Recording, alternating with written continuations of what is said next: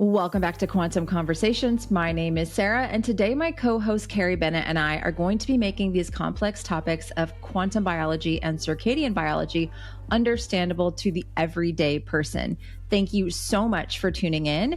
We ask that if you are listening on audio only, that you take a moment to leave us up to a 5-star review. And if you're on YouTube, leave us a like, leave us a comment. It will help to get the show out to more people. And before we jump into today's topic, just a quick reminder to head down to the show notes and check out my free resources as well as Carrie's free resources. We also do have courses on a variety of topics. If you are hoping to dive deeper, Carrie and I both have practitioner courses available as well for anyone who wants to begin to bring these topics to their clients and help them to implement these strategies into their daily lives. So check those out. We also have a co-taught course called Quantum Fertility that is available that allows people and practitioners to work on their fertility using these principles of quantum biology and circadian biology. Again, thank you so much for listening or watching today's show, whichever one you are doing. And let's go ahead and jump into it now.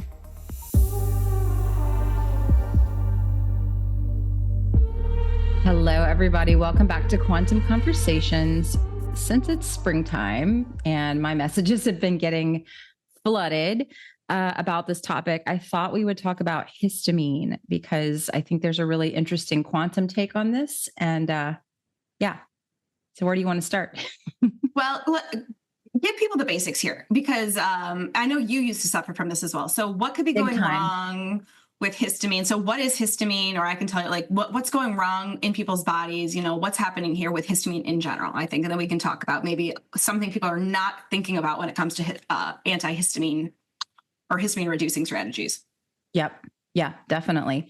So it's not, I mean, the thing that I think a lot of people don't realize about histamine is it's not a bad thing. It's just when the body has to, it's like the histamine bucket gets full and it's no longer able to deal with it. And so I think that histamine gets really demonized, especially in the spring. And I think there's a lot of reasons why people suffer with it in the spring, more so just, you know, than the obvious of like, everything here is yellow right now. It's just, it's disgusting. Just was out laying in the sun and now my legs have like pollen, like it's gross. So yeah, we're not there yet, but there does come a point for us up here where it's like, it's same thing. Like my kids start writing messages on the hood of the car. If it's been out in the driveway, you know, it's like, start drawing pictures. That's where we are. We're at the like, draw a line down everything, wash your car. And 3 hours later, you can't tell. That's where we're at right now. Cool. Yeah. So I mean, let's a little bit more about histamine too. I think that I would love to get people to understand is that there's actually there can be circadian releases. I mean, it's not, yes, there are environmental triggers when it comes to histamine, you know, like the body, let's say the body says, okay, something is here that I don't necessarily appreciate it being here. So let me basically dump a bunch of histamine on it as a means of trying to like isolate it, neutralize it, get rid of it.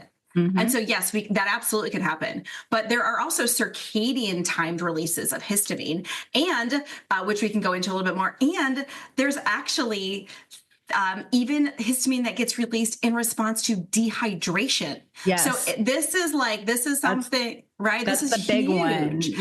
Yeah. They've even found that EMFs, I think dehydration is the trigger, but there is research that EMFs, trigger histamine production. And so I think what happens when people are dealing with histamine intolerance is that it gets so myopic of what can I eat? What can't I eat? What can I eat? What can't I eat? What supplements can I take?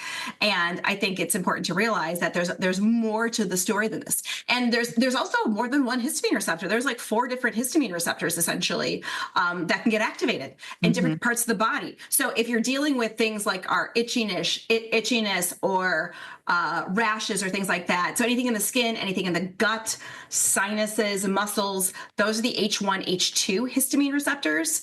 But there's also ones that if you're dealing with any sort of PMSy type stuff, so you can get PMS, PMDD, hormone stuff. I get a lot of women, and I've suffered with IC before. IC. is the worst. And my daughter deals with that. We have to really stay after her with the hydrogen and all the nettles and all the things that we do. Yeah.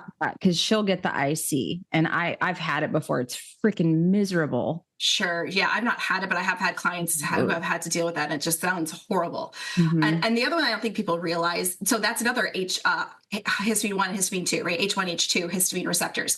So if you're experiencing that constellation of symptoms, it's one kind of type of histamine that's being produced and interacting in your body.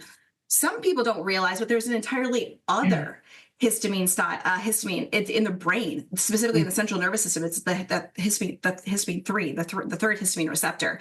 But what they do, I don't think people realize this, but that particular type of histamine essentially can also cause, when histamine is released, it can cause swelling, right? Or fluid. And in the brain, there's no place for that histamine. That, like, the body basically says, no, we can't have swelling in the brain. So you start to downgrade a lot of this whole pathway in the brain. But unfortunately, when you downgrade that histamine pathway, you actually downgrade an entire set of neurotransmitters as well. So people will experience things like low dopamine, which is going to make it harder to feel motivated, if you will. Low acetylcholine, so you're thinking about harder to learn, harder to remember. Low serotonin, so similar to low dopamine. Low epinephrine, so hard to focus and concentrate, or maybe more like ADHD even type symptoms. Low GABA, so people can't relax as much or get into that sleep or those deep sleep issues. Right. Mm-hmm.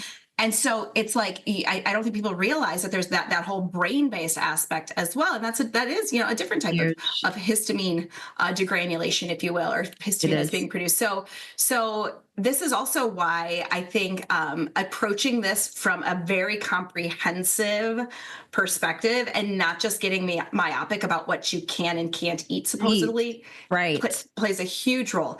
Mm-hmm. And then the last thing that I think we can even touch on today is reprogramming or the nervous system regulation, right? Because I have seen people who have essentially hyper reacted to things for such an extended period of time that they're programmed to react that way. Mm-hmm. And their nervous system is on high alert. Their brain, their limbic system is on high alert to say, where's the threat? That's threatening. Everything is a threat.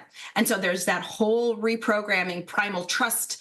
She's great with it, like in terms of kind of getting the body to be less responsive to things that really, truly aren't threatening anymore. Yeah. Yeah. And a lot of the kids, like my daughter, that have the PANDAS diagnosis, they spike really, really bad this time of year. And it's all related to this, is what's going on in the brain, and the nervous system is a huge, huge part of that as well. So, people really do suffer in the spring, and it's, like I said, it's a big thing that I get asked about quite a bit, especially this time of year. So, what's a low-hanging fruit for you on this? Like, would you say like one of the, like something like a mineral imbalance would be a low-hanging? Okay. So what have you noticed maybe with your daughter, even with this, or you? Her, well, for me, I don't deal with it anymore. It's wild. I had actually had it really bad when I did carnivore. Like a year into carnivore, I was reacting to everything. Like my body just went into complete shut down. I couldn't even eat eggs. Like it was that bad. And so for me, the sunlight protocol was huge. Like getting my circadian rhythms dialed in was really, really impactful, especially that morning sunlight time to help reprogram my brain to support the serotonin and the dopamine that was jacked up. Getting sunlight on my skin during the day was actually huge, because I mean, not that I live and die by vitamin D numbers, but my vitamin D was only like a 30, which, by the end of winter, not a huge deal, but I was also like translucent skin, Right. So building melanin was hugely helpful for me with this as well. And then for people like my daughter, like I said, doing the hydrogen with her and really dosing her with Quinton hypertonic has been helpful for her. It's still, we're not perfect, but this year is better than last year. Last year is better than the year before. So those little things, and that doesn't even touch like diet. We were talking before we got on here, I can drink kombucha, like I couldn't even eat eggs, you know, I would drink kombucha, have sauerkraut, leftovers, leftovers. Mhm. Doesn't bother me at all. Not even a single bit, but, yeah. Yeah. I think I think you bring up some really great things in there. And I think part of the thing with the skin is it's fascinating, right? I don't think people realize. So histamine, the precursor to histamine is histidine. Histidine. Yep. Right. Mm-hmm. And you can start to clear excess histidine. So histamine can get degranulated essentially, or converted from, decarboxylate would be the correct term. So you can actually decarboxylate histidine through this enzyme pathway, and histamine is produced. Mm-hmm. But if you've got a buildup of histidine, which this has been my hypothesis for quite some time, a body that's on high alert almost stockpiles histidine because it's like, we're going to need this because we got threats all the time. Yeah. But what you can do through the skin, and I've seen this many times happening, and sometimes it is painful at first. Sometimes it can feel uncomfortable to slowly build this sunlight up on the skin at first. Yes. But you can start to essentially clear out or use up the excess histidine through sunlight exposure to make a slight histamine reaction in the skin. And again, I'm not saying it's comfortable. And some people will never feel the discomfort. For some of us, it'll just feel like that slight pinketing to say, you've gotten enough sunlight. But some people, it feels it's painful. It's burning. It's itching. But it can be a part of the clearing process to kind of program that histamine reaction. Yeah. I had to start with just my legs. Like I couldn't do my arms, my gut, anything else. I had to just start with my legs and putting them out in the sun for small bits of time to slowly build my tolerance up. And at the same time, I was really starting to get strict about that morning sunlight time. Like I think that preconditioning the eyes and the skin and then going slowly with my legs was helpful because I spent most of my adult life avoiding the sun, like completely avoiding the sun. So it did take some time. So I'm glad you mentioned that because I'm sure we'll get comments from people who, every time I go out in the sun, I get itchy, I'm uncomfortable, it's horrible. And that it could be that histidine basically coming out, right? Yeah, absolutely. And what my experience is with clients, and these are clients who have had severe food sensitivities, such as food allergies, severe environmental triggers.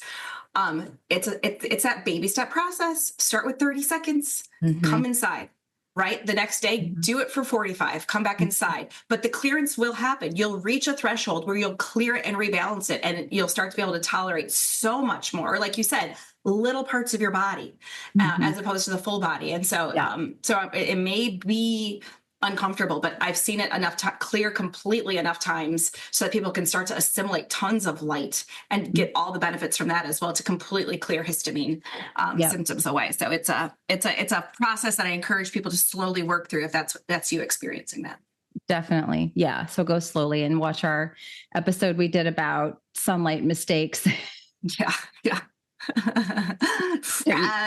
Fry, baby, burn. Yeah. So I would say, So sunlight exposure, I think, is huge, and it's horribly underrated.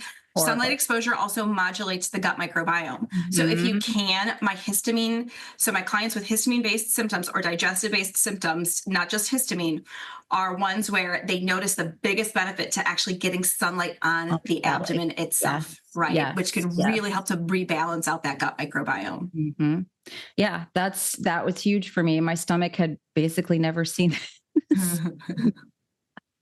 And that helped my gut so much. I realized by the end of the summer that I was doing all the circadian stuff as an attempt to help to try to get me pregnant. All of a sudden I could tolerate chocolate and nuts and things that I had previously been terrified to eat because I'm like, I'm going to have, and kombucha, I would have a massive reaction to these things.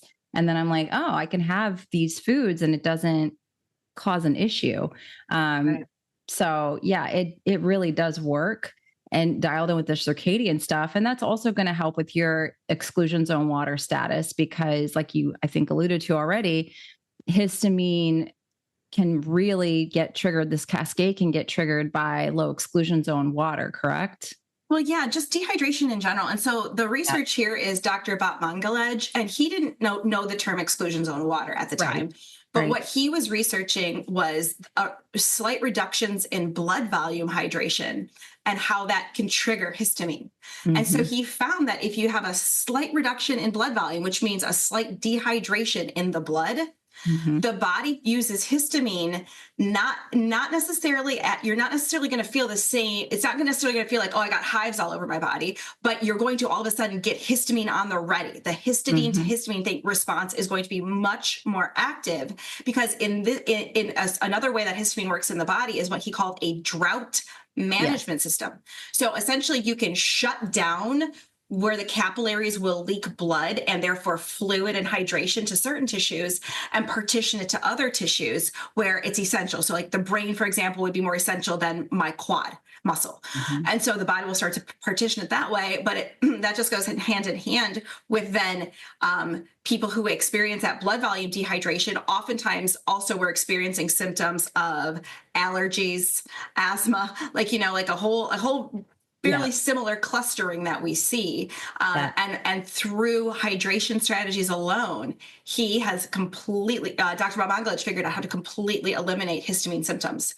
And I've seen the same thing. Now, I think what we're dealing with these days, Dr. Bob Monglich was really doing most of his work in the 70s, 80s, and 90s, where we didn't have as much non-native EMFs or toxic blue light to impair mitochondrial water production. So I think it's not as simple as drink more water. I think it has to be a comprehensive strategy of let's work on supporting hydration from a multifaceted approach. And I know we've already talked about that. So if you want to go back, listen to the episode where we talked about hydration, because I think it's so underrated and can be really, really powerful when it comes to supporting histamine burden in the body. We want to talk a little bit about why we both use more red light therapy in the winter really quickly. Yeah, absolutely. Come summer, it is so easy for me to pop outside for 5 minutes here, 10 minutes there, take the clothes off and just soak up the natural light, right? And I know you do. I know you do the same. And it's beautiful because we're getting all of those red and near infrared wavelengths from the sun and imparting all those healing benefits from sunlight. But come, November, December in Michigan, there's very little opportunity for me to do that. It's just too cold, and so I'll go outside and get my light signaling through my eyes, but my skin really, that infrared and red that I want to absorb through my skin is just lacking. And so that's why I would highly recommend, if you live in an environment like that, you consider using a red light therapy panel in the winter. It can be the biggest game changer. Yeah. And we both love the Boncharge Mini. This is super convenient. You can take it with you traveling. You guys don't know, when I'm recording the podcast, half the time I have it on my low back or somewhere in my body to mitigate some of this blue light.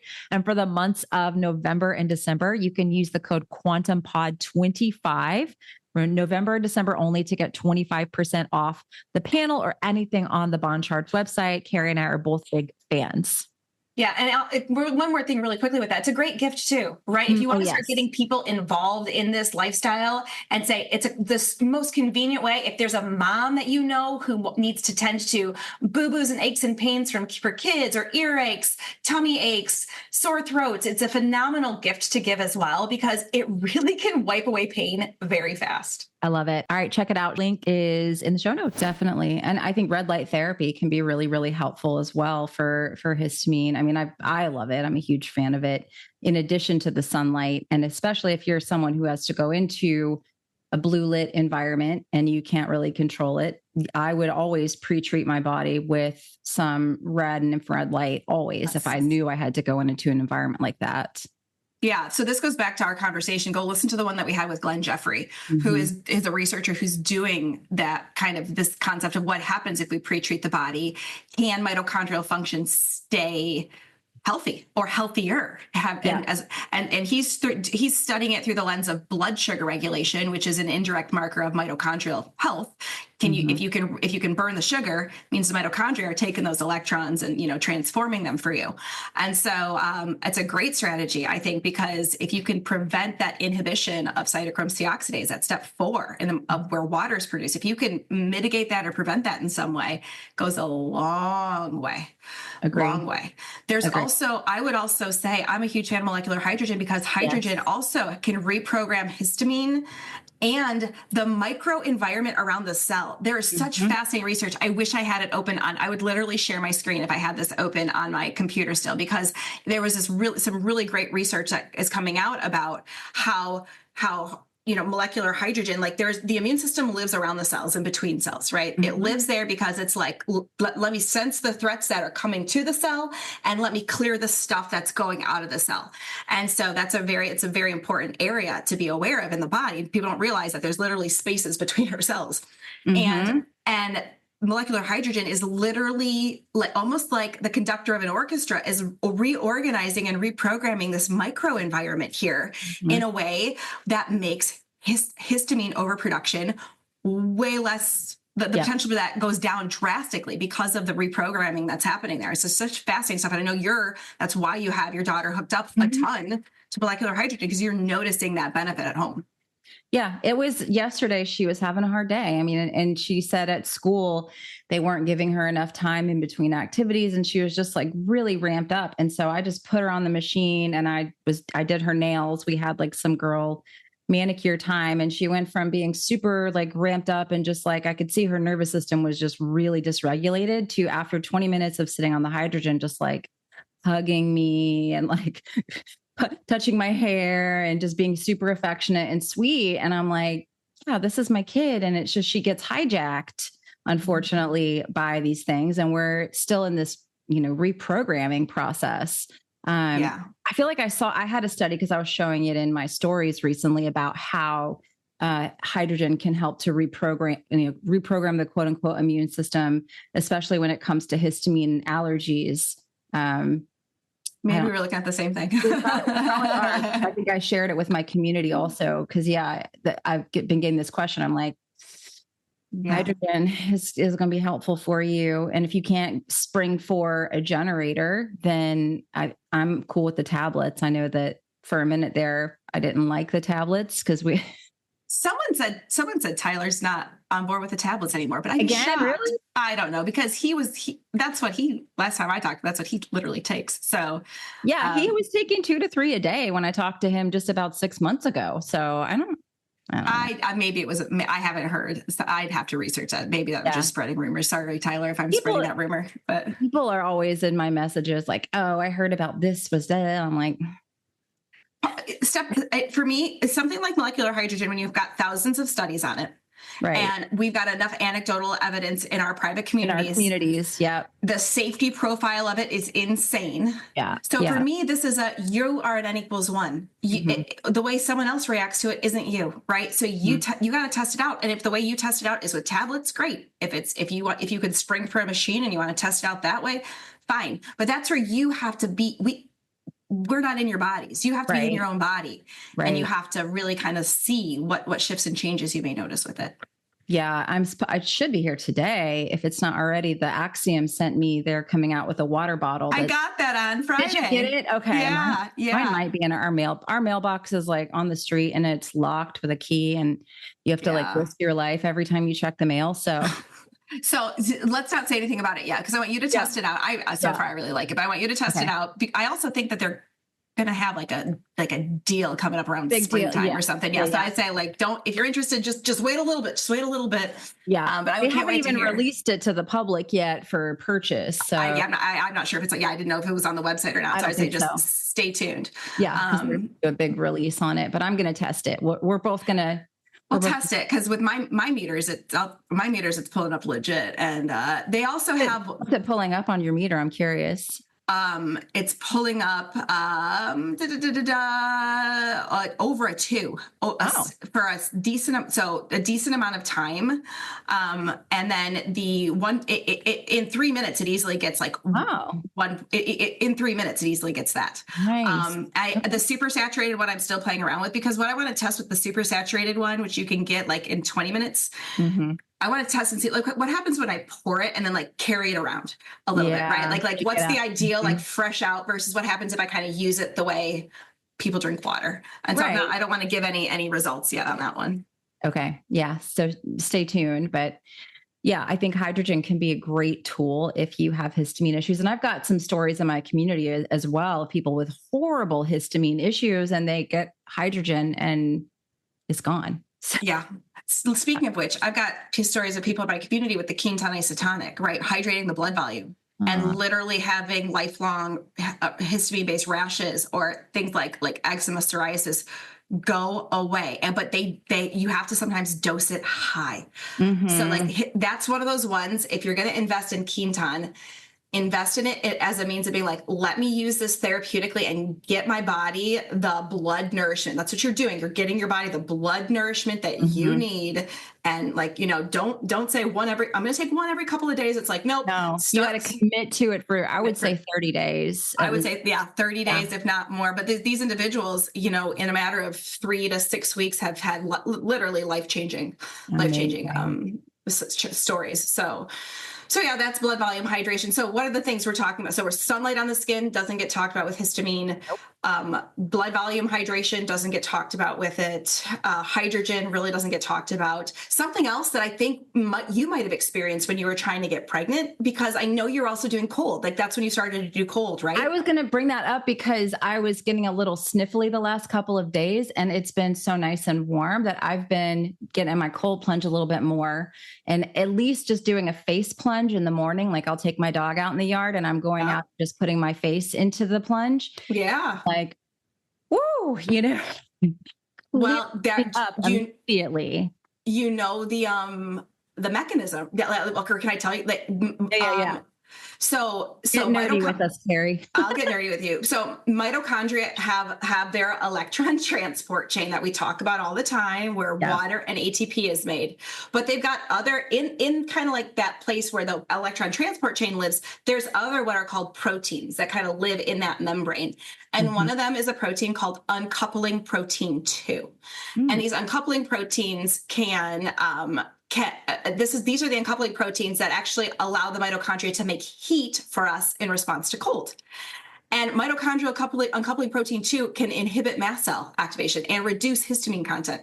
So I think cold, if you've not cold adapted or worked on using cold therapeutically, and like Sarah said, you do not have to get into a 40-degree tub for 30 minutes to have an effect. And you shouldn't, don't do that. Especially if you're in the histamine, like fight or flight, sympathetic overdrive. Yes. Do not do that. I have people just do their face in ice, and it's massively helpful to just do that.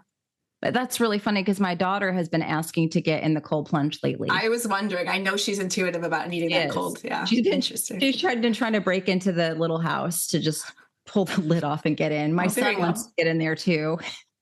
Well, yeah, but he's just a kid who young kids like my kid. My children didn't take a warm bath until they were like 8 years old. Wow. Right. Like they only wanted cold. Like that's just something about kids. Right? Like it was like tepid. And my son would be like, it's too hot. It's too hot. No, he won't get in. He says that now since he's talking, he's like hot, no.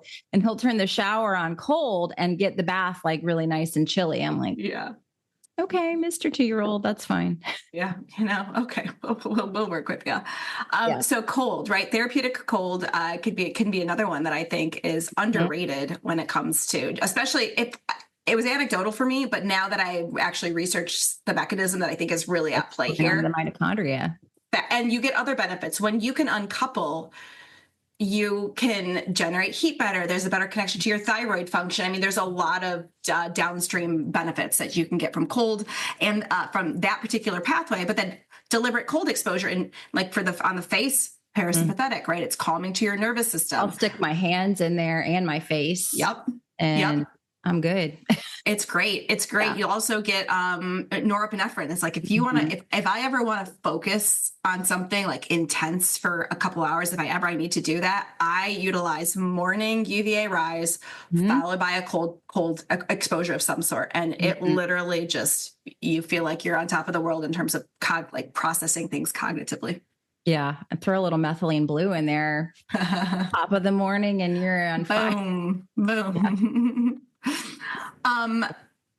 Can we talk about the last one that I think is people aren't going to necessarily want to hear this, but now there is a mechanism. We know a mechanism behind. Well, I don't know if we know a mechanism, but there is research to highlight this, and that's EMF exposure. Yeah, absolutely, it's real. And It's real. And so my only experience with this, because I've never been one to have I had gut sensitivities, but never major allergies until I was I was high EMF exposed for a chunk of time. Right. And it was actually this time last year, because within a matter of 2 days, like I flew in and flew out. I flew to Tracy's event, right? Yeah, I tried to stay hydrated, but a flight across the country and back like that in 2 days. Plus I had to be in an we had to actually, on the way back, we had to take time coming back. So we were stuck in an airport for an extended, those are just EMF bombs, so the airplanes, the airports. I came back and I started to sneeze, and I started to get the itching and the watering. And I was like, oh my gosh. But I thought I had a whole bunch of ketone isotonic. I was like, let me guzzle this and see. And my guzzling was 4 ampules a day for 4 or 5 days. And it literally disappeared on me. So so that EMF exposure would absolutely triggered a histamine release in me. And so I think part of the mechanism is dehydration of the blood volume. I'm certain it's impairing the mitochondria in some way as well. So I'm certain that's at play too. But so I would say that you try to hardwire. Let this be a goal for you if you can. Go to techwellness.com. Get your Ethernet cords, get your adapters that plug in, and figure out how to hardwire. Right? Yeah, because you could literally run everything on hard internet. Your TVs can be hardwired. Our TV is, So I would say if at all possible, play around with that. If you're suffering from EMFs, if you're suffering from histamine. And you're like, I've done everything. What about your EMF exposure? And it's been interesting. I have had people who have, let's say, literally over a weekend gone somewhere else, left their house, in the same local environment where the same pollen would be, right? But they left and they went somewhere else that was low EMF for a weekend, and the symptoms were almost gone. So don't underestimate this when it comes to something that you can do in your local environment to really try to lower your body's histamine response. Agree. Yeah. Super important. Yeah. And we didn't even talk about food. We talk, obviously if you're dealing with histamine issues, you don't want to sit around drinking kombucha and eating leftovers. You probably do want to try to keep your foods fresh and go on a little bit more of a low histamine food plan. But I think purify your air, I think air purification is important, right? In general. Yeah. And but these other things can really go a long way so that now, I can just eat whatever I want and it doesn't cause a histamine reaction. It's awesome. So there is hope. And, I think that we get so caught into things, you don't realize you can reprogram your mitochondria. You can regenerate the mitochondria. I had somebody go off on me over the weekend because she was like, I was stressing out about something because I got some genetic test results back and I was looking at them. I'm like, oh, this makes perfect sense as to why I struggled so long. And she's like, but Sarah, I've known you for 15 years. You're not even the same person you were when I first met you. Your body is completely regenerated. Your mitochondria is completely reprogrammed from all the things that you've done. So you don't need to worry about this genetic thing. And I'm like, yeah, you're 100% right. I don't even know what the heck I'm thinking. But we can all get caught in these traps. We can all get caught in is something wrong with me with this one? We can all get caught in it. So funny because I met with this lovely woman. She I don't want anyone to be offended by what I say because she's so authentically herself and such a genuine, lovely human being. But she's a colleague of mine that we were meeting for the first time. We were connecting for the first time via Zoom. We've been aware of each other's work and love each other's work, mutual appreciation. And she kept on saying, well, I'm 45, so blah, blah, blah, I'm 45. And I'm like, she's Asian, right? And she kept saying, I'm 45 and, I'm going to do this. And I go, I'm going to be 44 in a couple of months. And she goes, what? And she's just like, my mom always said that when white girls age, it really shows, but that's not you. I was like, well, thank you. That's funny. That's really funny. But I look back at pictures and I do. Yeah. I feel like I'm continuing to look more youthful Same. as I get older. And it's not necessarily about wrinkles or stuff, but it's just there's something about the glow, and there's something about how people hold themselves, and it's just, I don't know. My tissues feel healthier. My body just feels healthier in general. Same. So I was like, that's the first time someone's ever said anything like that. I was just like, well, I'll take that as a compliment. Heck Thank yeah. you, you know? Heck yeah. Yeah. 5-year-old white girl who still looks good. I mean, with the fair skin, it definitely does show a lot quicker, for sure. And I mean, my husband just this last week, and he's like too honest. He was like, something shifted for you just in the last couple of months. And I'm like, I think it's the X39 patches. I don't know. Yeah. That's the only thing I've changed. But he was like, your face has more collagen in it. And I have gained like 6-7 pounds, which I needed to probably anyway. But he's like, you look like different. And I'm just like, yes, I think you can continue to improve and regenerate your mitochondria and your cells. You just have to put the work in, you know. We were taught, I mean, what we're taught is you're young and then you age, and not that aging is bad. Like, I don't want to think that, like, I'm not trying to maintain eternal youthfulness, right? I've got wrinkles, I've got imperfections. Right. Get twisted here. No.